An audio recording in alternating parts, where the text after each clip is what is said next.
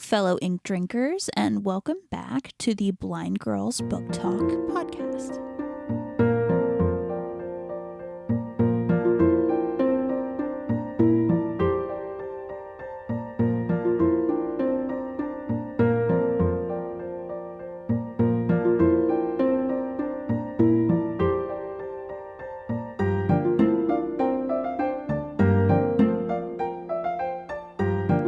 My name is Aria. And I'm Belle. And we are two sisters who have decided to make this podcast in order to talk about different sorts of bookish content. And that can be a range from buddy reads to book theories to bad retellings of stories and kind of everything in between. But today we are actually going over a book theory. And this theory is Wonderland real? Now, for this theory, this is one that I feel like is a little bit harder to pin down my thoughts on, to be honest with you, because I have read a lot of Alice in Wonderland retellings. I have read the original Alice in Wonderland story by Lewis Carroll, and I have a lot of mixed feelings about it. Now, Belle, you have not done quite as much when it comes to reading about Alice in Wonderland as I have. What are your thoughts on it as just someone as more of an outsider perspective?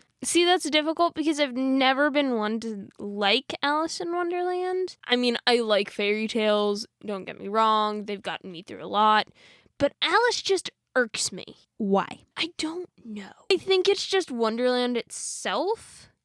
Because, I mean, you could go for the argument that a young girl's mental state just broke and, you know, Wonderland is just her new reality. You could go down the rabbit hole. Go down the rabbit hole. Okay, that was not intentional at all. But go down the path of it all being a dream state. You could go down the path that it's a wormhole. Alternate reality. Or you could just be like, it's just how a little girl sees the world. I mean, there's so many different ways you could spin that. Also, the Cheshire Cat just always freaked me out. Yeah, the Cheshire Cat, the way that he's been characterized, he is a freaky character. He's so freaky. I love the White Rabbit. Yeah, the White Rabbit is a fun character. The Mad Hatter is one that I'm kind of on the fence about, to be honest with you. And I don't know why. There's just something about him that I think it depends on what portrayal you're going with. There are some where he's just kind of there. And then there are others where he's just this weird character for me that is in this weird category that is very hard for me to put into words. That being said, my thoughts on is Wonderland real? I want to say that I think it is to her. And I think it does go for me more along the thoughts of it is a kind of like a very real dream world for her in a way, if that makes sense. Because I feel like what she feels when she's in Wonderland, especially if you're going off the original story by Lewis Carroll, what she's feeling like when she's growing and when she's shrinking, all of those things that happen to her, you know, crying and making the sea of tears, all of those things, I think are something that in her dream, she feels that, which I don't think there really is anything based in real life on that. Like, I don't think there's any real life phenomena of that necessarily. But at the same time, again, it was written a long time ago. It was one of those instances where how things went in her dream, no one would really be able to explain it because there wasn't a medical precedent for it. You know, even if she would have told anybody about it, you know what I mean? Which I don't think she would have, you know, if she were a real person. But even if she did, I don't think that there is that precedent there, if that makes sense. Yeah, that makes sense. I don't know. Again, I just like looking for real world answers in places they're not. And Alice is just, it's not one I can just figure out, and it bugs me. Right. That is the thing. I think what I find more interesting is the actual retellings where the world is real.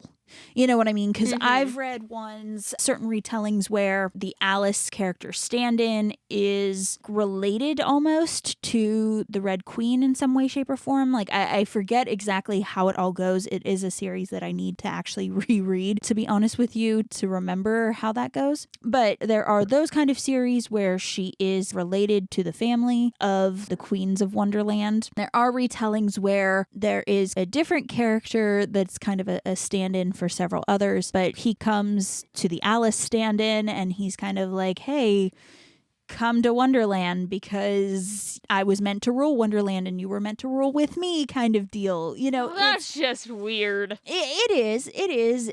But at the same time, it was something where the character kind of came to her when she was little. It was kind of like her imaginary friend, and like he was young too. So like they kind of grew up together in some weird way, if that makes sense. Even though I don't think he actually grew up. I don't know. It was really weird. Again, another series that I actually need to reread. So I do like the ones where Wonderland is real.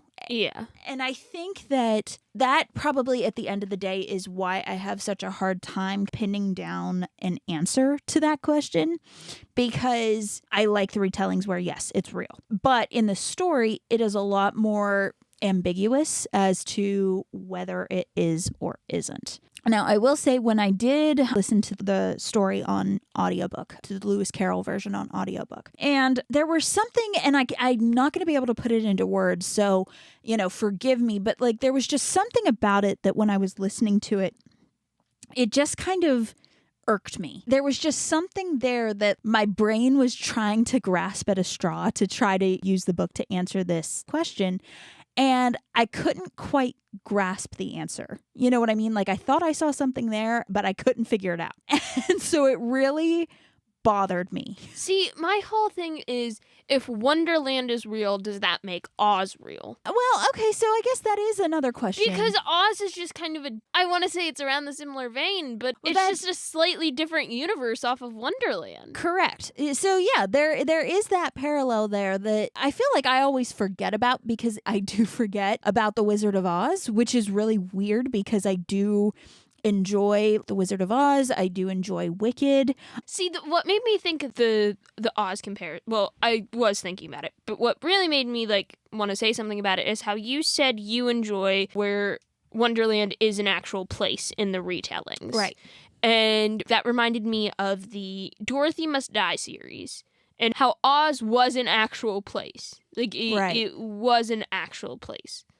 So, like, you know, I liked that about that series. Never finished it. I don't know why.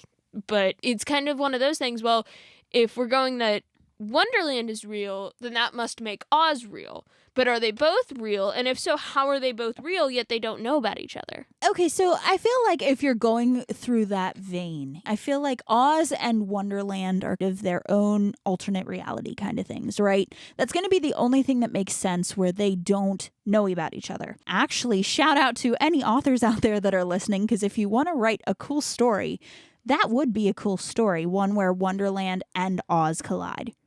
Oh, that would be different. It would That would be different. Any author, if you want to do that, please give us a shout out. Yeah, please take that idea, because as much as I have been trying to write recently, I don't think I would be skilled enough to pull something like that off. So if you have more skill.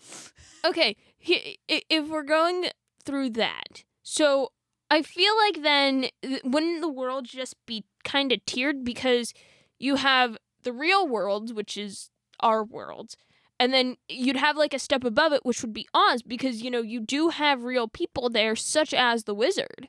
He's human. Right. So and then, you know, above that would just be Wonderland. So it's just a tiered reality. Well, see, but the thing is that I don't think it's quite as tiered as you think it is. Because, first of all, Wonderland is down. It's not up, because she goes down the rabbit hole. Sue me.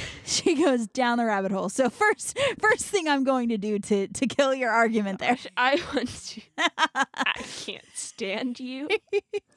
Anyway, so I feel like when it comes to Oz, and I have not read the Wizard of Oz book, so I'm going to start with that. I've only seen the Wizard of Oz movie. I've read the Wicked book, and I can't remember who the author of that was, but I was not a fan. And I've seen the Wicked musical. So that's where I'm kind of basing all of my information off of. All right. I feel like out of the two places, out of Wonderland and Oz, I feel like Oz has a better chance of being a real place because you have the wizard who was there before, right? Yeah. You have like other humanoid creatures, you know what I mean? Like you have the munchkins, you have the witches like Glinda Elphaba. So if you're trying to use that comparison, Oz could be real. For Wonderland, it's not that simple, right? Because yes, you have, your Mad Hatter, you have your Red Queen, you have the King of Hearts, you have the court, there's like the Duchess and the cook and the baby. Like there's a whole lot of characters, right, in the original. A lot of creepy characters. Yeah, a lot of creepy characters in the original Alice story. And that doesn't include, all the talking animals, right? But if Wonderland had something like a Wizard of Oz, you know what I mean? If it had that character that was clearly more human, other than Alice, then... Well, okay, I get what you're saying, but wouldn't that just be, like, well, okay, never mind. Because I would say, wouldn't that be the queen? But, like, the wizard's whole thing of his rise to power was the technology. Right, he came from Kansas, you know what I mean? Like, or at least in the movie and, any sort of retelling of, well, not retelling, but... any sort of thing that I've come across for Wizard of Oz, right, other than the original work. It has all been that he came from Kansas just like Dorothy. He came in a hot air balloon and he had certain technologies that, the Munchkins and the citizens of Oz did not have. And so therefore he took it over. Right? Yeah. So if you had that sort of character, like if the Mad Hatter in some way overthrew the Queen of Hearts or was ruling alongside the Queen of Hearts, then I could definitely say, you know what? Yeah, Alice is real because, Hatters in history were mad because of, the mercury, I think it was, poisoning and, that was a whole thing. Yeah. But like, it would make sense why he would then rule, right? Because he came from here. But it's never like that. You know what I mean? That's never. But here's the other thing. Counterpoint to that. The wizard was power hungry. The Mad Hatter, not so much. He was comfortable just kind of being the head of the Dormouse and the March Hare. Well, he was kind of in his tea party, right? Like, yeah, he just wanted to live in his own world when the wizard was like, oh, you're going to put me on this pedestal. I might as well make the best of it. Yeah, so that's kind of the thing, right? Because I feel like the Hatter is truly a citizen of Wonderland, right? Just because of some of the things that happen at the Mad Tea Party, like how they have to go around the table or something like that so they can get a new place setting. How I think there was something about spreading butter in his watch or something like that. That was a thing. There are different circumstances that happen during that Mad Tea Party that truly does make him a denizen of Wonderland. And maybe kind of where so more it could be said is that as Alice is in Wonderland, she starts to kind of understand the rules of Wonderland and she starts to almost become a member of Wonderland herself. So maybe the Mad Hatter was somebody from the real world who kind of went down the rabbit hole and he just became a member of Wonderland community. So I guess it could be said for that, but at the same time, I don't know. It's one of those questions that as much as I wish I could say, I get it, like I have an answer, I don't, because it is purposefully ambiguous in that regard, right? Yeah, I get what you're saying. Yeah, it's just, I don't know. It's one of those things where it would be interesting. And again, I would love an Oz Wonderland story crossover. That would be amazing. So anybody out there who has skill and wants to write that, shout us out. Yeah, please do. Because that would be so amazing to actually come across, a story like that. I would read the heck out of that book. All right. Well, I think that we're slowly kind of running out of time for today's episode. Do you have any other thoughts that you would like to add, Belle, before we close out? No, not really. Alrighty then. So we want to thank you all for joining us today as we pondered the question of, is Wonderland real? And how we eventually roped in, is Oz real, into that as well. Wasn't expected, but there you go. We want to, of course, again, thank you for listening to our episode today. If you liked what we're doing, or if you liked this episode, of course, leave a like, leave a review, leave a comment, any of those good things. If you want to hear more, of course, follow it along, or we tend to upload once a week, so you feel free to keep an eye out. We normally do posts on Sundays, typically. But my name is Aria. And I'm Belle. And next time, my dear readers, we are going to be going over... We are going to be doing a comparison between the book of Howl's Moving Castle versus the movie. All right. We will then see you guys next time. Bye.